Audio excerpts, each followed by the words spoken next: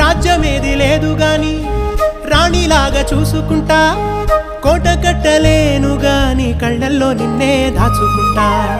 రాత ఎట్లా రాసి ఉన్నా ఆ మార్చి నీతో రాసుకుంటా. స్వర్గమంటూ ఉన్నదంటే అది నీతోనే ప్రతిరోజు పంచుకుంటా.